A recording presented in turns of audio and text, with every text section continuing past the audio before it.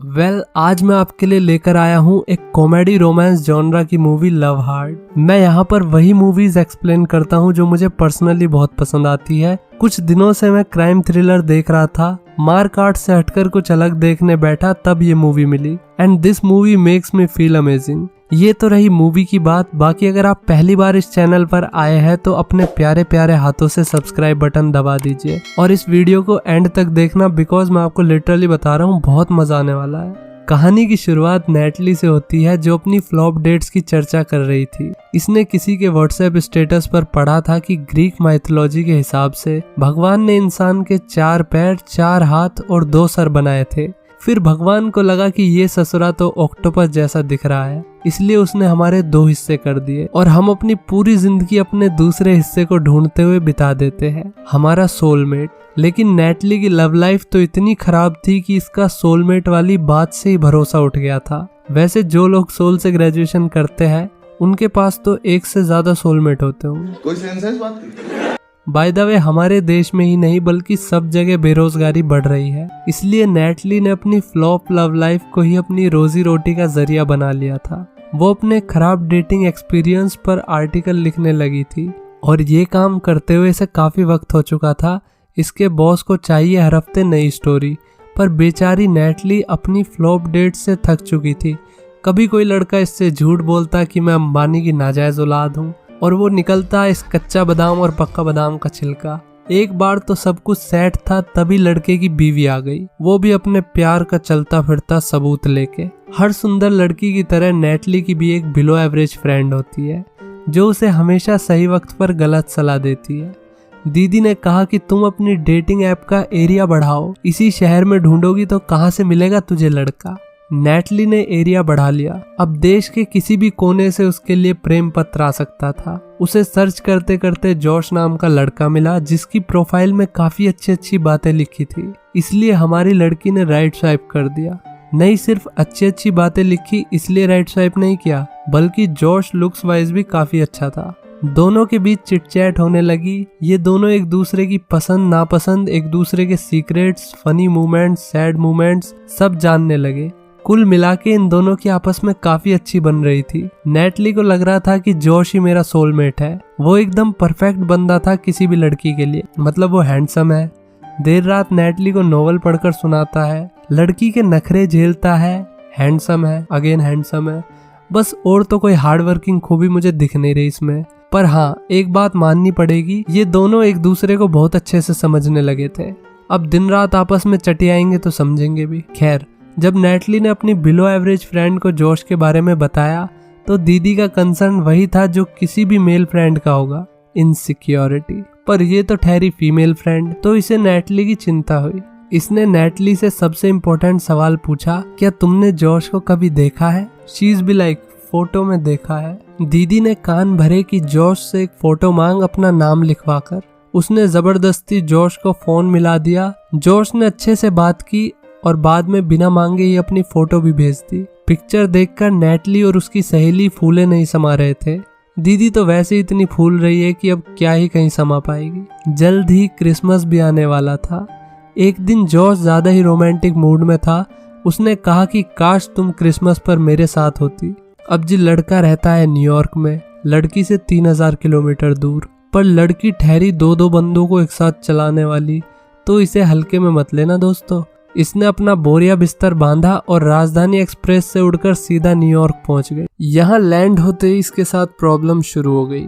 पहले तो इसका लगेज गायब हो गया। इसने एयरपोर्ट पर कंप्लेंट की तो वहाँ का बंदा इतना कोऑपरेटिव कि इसकी कंप्लेंट सुनने से ज्यादा उसका ध्यान पबजी खेलने में था। इसने जॉश के घर जाने के लिए उबर बुक की तो एयरपोर्ट वाला बंदा ही उबर लेकर आ गया। If multitask have a face. देन इसके बाद ये गाड़ी में बैठ गई। लड़के ने खूब सारा चखना और फूकने का माल ले रखा था। इसके पास कीवी भी था, लेकिन नेटली को कीवी से एलर्जी है। खैर, जॉश का घर आ गया। जॉश की फैमिली थोड़ी सी मिक्सअप ब्रीड थी। जॉश की मॉम अमेरिकन है और जॉश के डैड एशियन। जॉश की फैमिली काफी चौंक गई ये देखकर कि जॉश से कोई मिलने आया है। जब नेटली ने बताया कि हम दोस्त से बढ़कर है तो उसकी फैमिली बहुत एक्साइटेड हो गई। क्या फैमिली सपोर्ट है यार इधर। इंडिया में तो चप्पल से स्वागत होता। खैर, जॉश आ गया, गबरू जवान लौंडा। Wait what? अरे दादा ये तो 2020 स्कैम हो गया। नेटली भी लाइक, मौसम बदला चला हवा का झोंका, अबे साले नूडल्स क्या तुझे मैं ही मिली थी देने के लिए धोखा। नेटली वहां से कटली। जोश उसे मनाने जाता है लेकिन उसका कोई फायदा नहीं हुआ। नेटली उसकी शक्ल भी देखना नहीं चाहती थी। उसने जोश से पूछा कि तुमने वो फोटो कैसे भेजी। जोश ने बताया कि मैं फोटोशॉप में एक्सपर्ट हूँ। अपने गम मिटाने के लिए नेटली ने रम का सहारा लिया। तभी उसे जोश दिखा, अरे वो फोटो वाला बंदा। नेटली को समझ नहीं आया कि वो क्या करे, इसलिए उसने अपनी सहेली को फोन लगाया। उसकी सहेली ने एज ऑब्वियस सही वक्त पर गलत सलाह देते हुए कहा कि यही तेरा मौका है नेटली, जो हुआ भूल जा और इस बंदे का हाथ पकड़कर इसकी बाहों में झूल जा। मोटी ने नेटली को फुल मोटिवेट कर दिया था। इसने वोडका के 4 शॉट्स मारे और स्टेज पर पहुंच गई। जिसको ये पटाना चाह रही है उसका नाम टैग होता है। जोश भी इसका पीछा करते हुए यहाँ पर आ गया था। जैसे इसने गाना शुरू किया, इसने सबका ध्यान अपनी तरफ खींच लिया, खासकर टैग का। अरे मैया जे का देख लियो। वोडका शॉट्स में कीवी भी मिक्स था जिससे नेटली को एलर्जी थी। इसका मुंह सूजकर कद्दू जैसा हो गया था। जैसे इसने खुद को शीशे में देखा, ये जोर से चिल्लाई और वहां से भाग गई। बाहर जाते ही ये बेहोश भी हो गई। जोश इसको हॉस्पिटल लेकर जाता है। वहां इन दोनों के बीच एक डील हुई। जोश ने इसे बताया कि टैग मेरा बचपन का दोस्त है। हालांकि 8th स्टैंडर्ड के बाद वो हमेशा पॉपुलर रहा और मैं कभी पॉपुलर नहीं हो पाया, इसलिए हमारी दोस्ती ज्यादा नहीं चली। जोश ने नेटली से वादा किया कि मैं तुम्हारी मदद करूंगा टैग को पटाने में, पर बदले में तुम्हें भी मेरे लिए कुछ करना पड़ेगा। जोश चाहता था कि नेटली इस क्रिसमस उसकी गर्लफ्रेंड बनने का नाटक करे, क्योंकि जोश के घर वाले इस बात से बहुत खुश थे कि अपना लड़का लड़का ही है। और सबसे इम्पोर्टेंट चीज ये थी कि जोश घर में इज्जत चाहता था, और वो उसने महसूस की जब घर वालों को ऐसा लगा कि नेटली उसकी गर्लफ्रेंड है। उसने नेटली को यकीन दिलाया कि क्रिसमस के बाद मैं तुमसे ब्रेकअप कर लूंगा और फिर तुम आजाद हो। नेटली मान गई, क्योंकि उसे भी लालच आ गया कि ये मेरी टैग से सेटिंग करा देगा और मुझे बॉस को देने के लिए स्टोरी भी मिल जाएगी। नेटली जोश के घर शिफ्ट हो जाती है। अगली सुबह सभी एक साथ ब्रेकफास्ट करते हैं, जिसमें जोश की दादी नेटली से पूछती है कि तुम्हें हमारे जोश में क्या अच्छा लगा। नेटली सार्केस्टिक वे में उसकी बेइज्जती करती है कि मुझे इसकी आंखें बहुत पसंद आई, और खासकर इसकी जॉ लाइन, और सबसे इम्पोर्टेंट इसका बायो, जिसमें इसने लिखा था कि इसे ट्रैवल करना कितना पसंद है। जोश के डैड ने हंसते हुए कहा कि अगर बेडरूम से बाथरूम और बाथरूम से बेडरूम जाना ट्रैवल है तो मेरे बेटे का नाम आज से ध्रुव राठी है। इनका अपना एक स्टोर होता है जहाँ पर जोश काम करता है।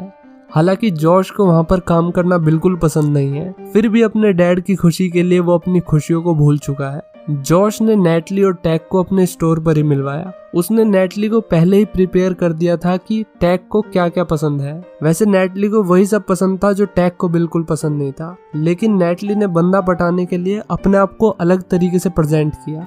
टैग माउंटेन्स पर बच्चों को हाइकिंग सिखाता है। जब उसने हाइकिंग की बात की तो नेटली ने इतना फेंका कि अब उसे लपेटना बहुत मुश्किल होने वाला था। उसने कहा मैं बेस्ट क्लाइंबर हूँ, तुम मुझे जहाँ चढ़ाओगे मैं वहाँ चढ़ जाऊंगी। तो टैग ने उन दोनों को क्लाइंबिंग के लिए इनवाइट किया। नेटली ने जोश को बताया कि मुझे तो ऊंचाई से डर लगता है, अब मैं क्या करूं। जोश ने उसे अपने स्टोर में ही थोड़ी बहुत क्लाइंबिंग सिखा दी। नेटली को जोश के सामान में कैंडल्स बनाने की वैक्स मिलती है। जोश ने पहले तो ये बात छुपाई, लेकिन बाद में बता दिया कि मुझे कैंडल्स बनाने का शौक है। वो वैसे कैंडल बनाने को बिजनेस के नजरिए से देखता था।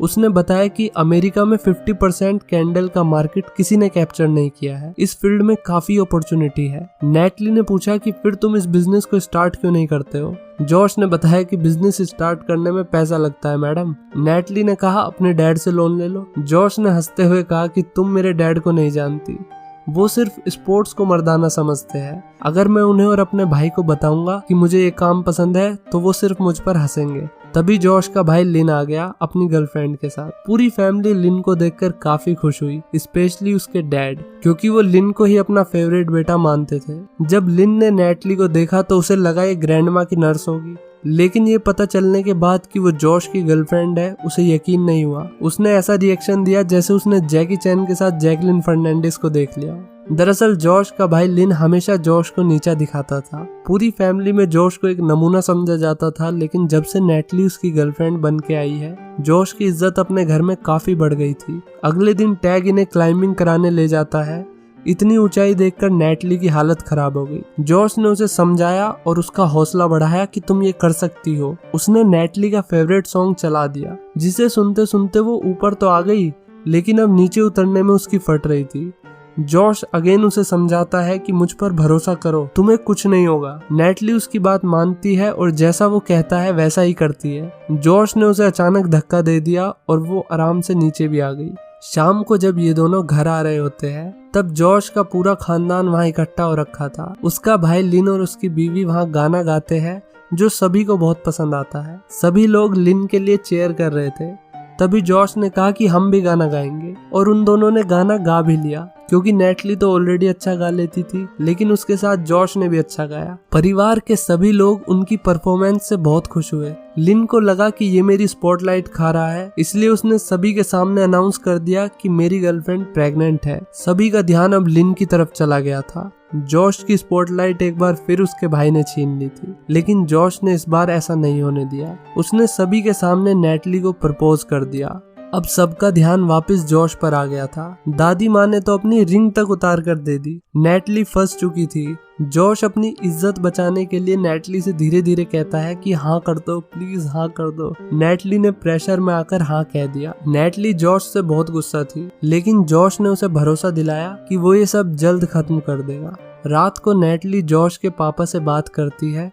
उसने फोटो वाले आदमी के बारे में पूछा तो जॉश के पापा ने बताया कि ये मेरे डैड है। इन्हें सिर्फ 2 चीजें पसंद थी, एक तो अपनी फैमिली और दूसरा क्रिसमस। क्रिसमस की रात वो छत पर जाकर जोर जोर से उछलते थे ताकि बच्चों को लगे सेंटा क्लॉज आ गया। जॉश के पापा ने काफी सीरियस होकर कहा कि हम बहुत खुश है बेटा कि तुम हमारी फैमिली का हिस्सा बनने जा रही हो। नेटली कुछ देर के लिए पॉज हो गई। वो इस बात का कोई जवाब नहीं दे पाई। उसने जॉश को अपनी कैंडल्स पर काम करते हुए देखा। उन कैंडल्स में से बहुत अच्छी खुशबू आ रही थी। एक कैंडल की खुशबू नेटली पहचान नहीं पाई। जॉश ने उसे बताया कि ये मेरे दादाजी की खुशबू है। किसी के चले जाने के बाद उसकी खुशबू ही हमारे पास उसके होने का एहसास दिलाती है। नेटली ये सब सुनकर इमोशनल हो गई। तभी मॉम ने उन्हें मूवी देखने के लिए बुला लिया। मूवी के बीच में ही बड़ा खतरनाक क्लाइमैक्स आया। जॉश के पेरेंट्स ने उन दोनों की एंगेजमेंट की इंफॉर्मेशन न्यूज़पेपर में छपवा दी थी। इन दोनों ने अगले दिन के सभी न्यूज़पेपर चुरा लिए। रात को नेटली सज धज कर तैयार हो गई थी टैग के साथ डेट पर जाने के लिए।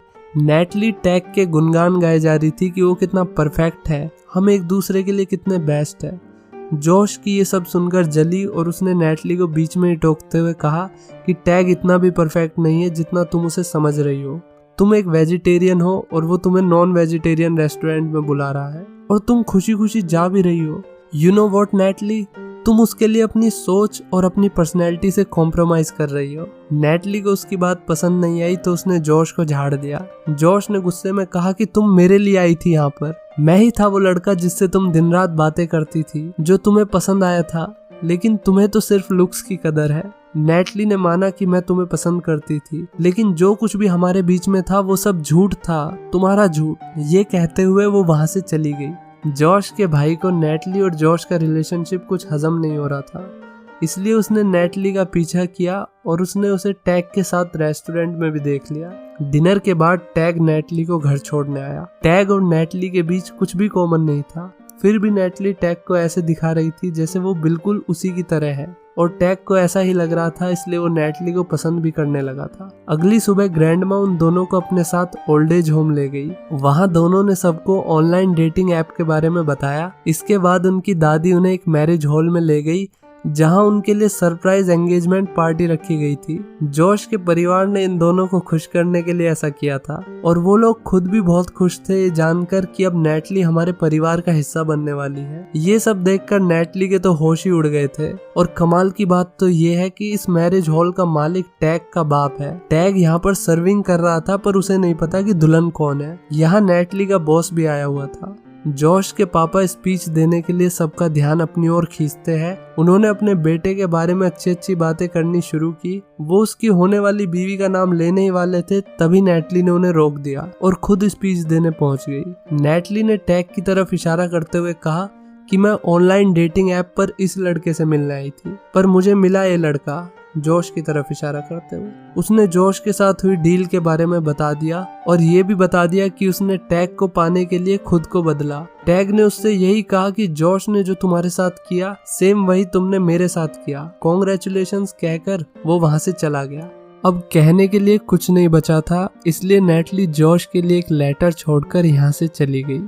लेटर में उसने लिखा था कि तुम एक अच्छे लड़के हो और बहुत टैलेंटेड भी। मैं चाहती हूँ तुम ना तो टैग जैसे बनो और ना किसी और की तरह, तुम बनो तो सिर्फ खुद की तरह। ऑल द बेस्ट, तुम्हारी दोस्त नेटली।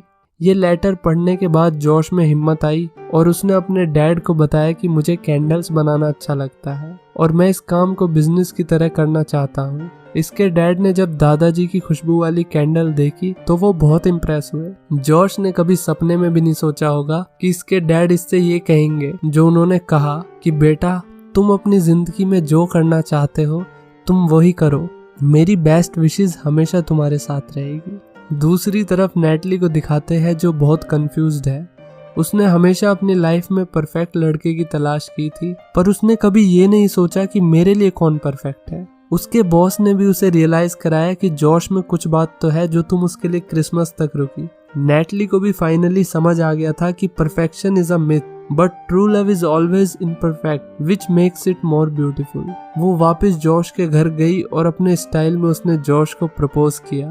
इसी नोट पर मूवी की एंडिंग हो जाती है। तो दोस्तों कैसी लगी आपको ये मूवी कमेंट करके जरूर बताइए और टैग के लिए एक लाइक तो बनता है। इस सब में उसी का सबसे ज्यादा कटा है। Thank you for watching.